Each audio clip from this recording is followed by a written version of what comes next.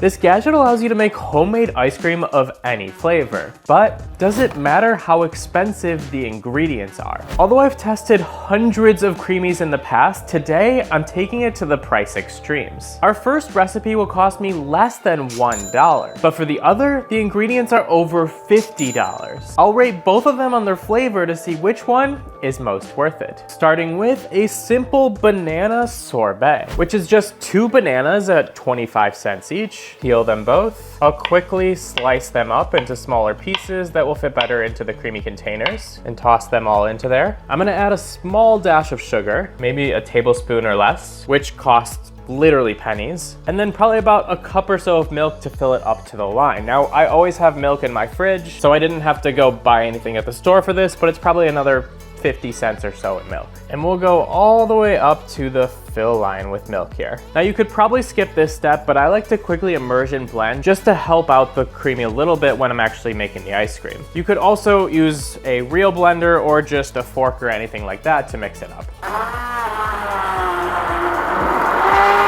And a couple minutes later, this one's ready to go into the freezer. But since it does have to freeze for 24 hours, let's go ahead and make recipe 2 in the meantime, which will be a vanilla macadamia honey truffle creamy, which is definitely a mouthful. This recipe starts with a cup of heavy cream. I bought the most expensive heavy cream I could find. It's ultra pasteurized, rich and creamy, pasture raised apparently. The pint was $7, so 1 cup of it is like $3.50. And I'm gonna pour that right into a saucepan. And then we need 1 cup of whole milk. I bought homogenized milk right from a farm, so a cup of it is about another $1 or so. And this also goes into our saucepan with a little bit of salt, but now is where it gets really expensive. The cheapest grade A vanilla beans I could find was this 10-pack of these small ones for $10. Now, although I'm only using 3 of them, I don't think many people have these on hand, and so in order to make this recipe, you would have to spend the $10 here, so I'm gonna add the $10 to the total cost. Whoa, those could not smell more like vanilla, which is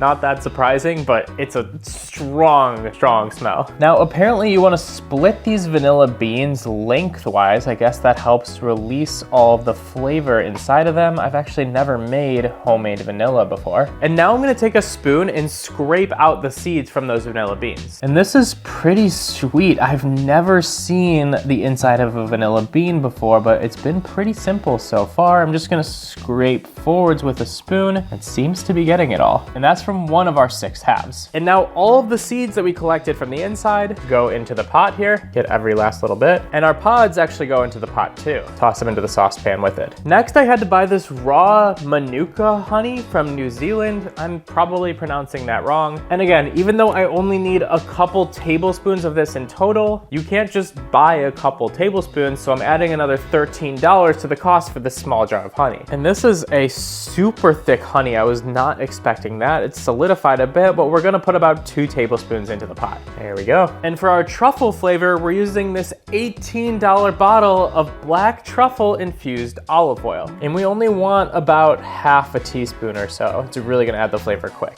Now this whole pot's gonna go onto the stove, and I'm gonna heat this on a medium-low until just before it's boiling. This just finished warming up, as you can see with the steam. I'm gonna do a quick taste test just to see if I wanna add a little more honey or truffle flavor or anything like that.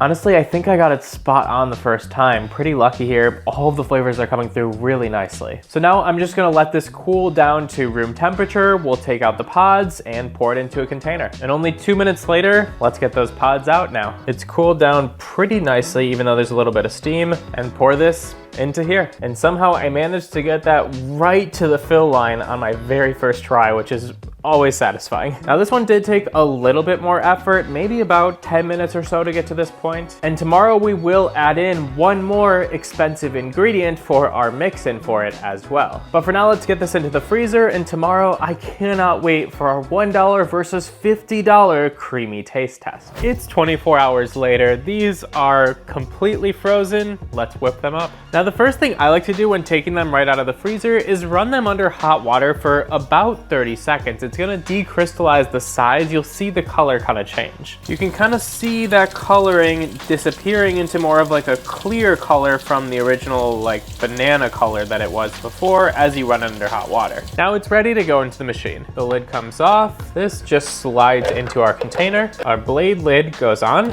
and clicks in place. And then this slides into the Creami. From here, it spins up. You click the power button and use whatever setting you want. I'm gonna make this on soft serve, and I'm gonna do the ice cream setting. And now 4 minutes later, our first Creami is done. Let's take a look. And it looks absolutely perfect on the first spin, no respin required. And now we'll make our second one the exact same way. And once again, I'm just gonna run this one on the ice cream setting, and we'll be back in 4 minutes. Our second Creami is ready. Let's take a look at this one now. And that is a little bit crumbly on the first spin there, but we are gonna do a mix in anyways, and it'll definitely fix the texture.